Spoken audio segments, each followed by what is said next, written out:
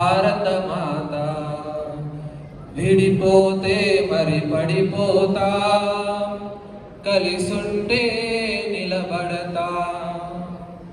అందరిలో కేతత్వం అదే కదా మనకు బలం.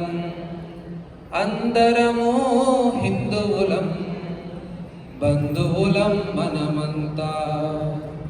పూచే పూకి కులముందా, వీచే గాలికి కులముందా, పారే నీటికి కులముందా, పండే చేనుకి కులముందా.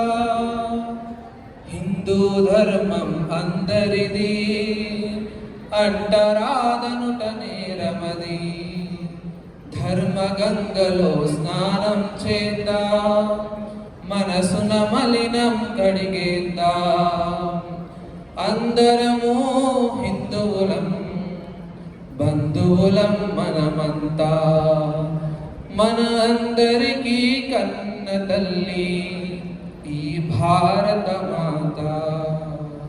వేదః ప్రణీతః ధర్మః, వేదములో చెప్పబడిందే ధర్మము. తదన్యః తద్విపర్యయః, వేదంలో చెప్పలేదే అధర్మం అని చెప్పారు కనుక ఆ ధర్మాన్ని గురించి కొంచెం తెలుసుకునే ప్రయత్నం మనం చేద్దాము. మనకు యజుర్వేదంలో చెప్తుంది, మాతృదేవోభవ, పితృదేవోభవ, ఆచార్య దేవోభవ, అతిథి దేవోభవ.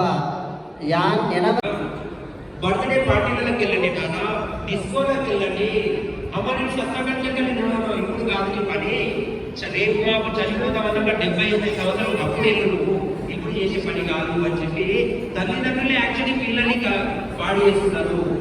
ఆ ప్రేమ ఎలాంటిదంటే అంధకారమైన ప్రేమ కారణంగా ఎదుగుతుంది, మన సంస్కారాన్ని చెడగొట్టేస్తుంది.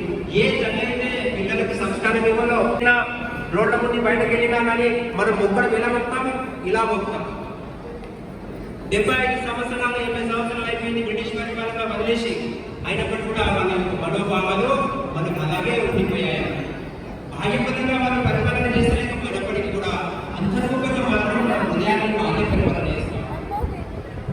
ఇది ఈ కలియుగంలో జరిగేది. ఇందులో పరధర్మాన్ని ఆలోచించండి, అది ఈ కలియుగంలో ప్రభావం. మళ్ళీ ఇంకో ప్రభావం చేసింది, మళ్ళీ భగవంతుడు ఇంకొక సైడ్ కర్రపడేశాడు. కర్రపడేస్తే అప్పుడెక్కడ ఏమైపోయింది, అక్కడికి వెళ్ళాడు. అక్కడ ఒక హంస ఏం చేస్తుంది అంటే మాంసం తింటుంది.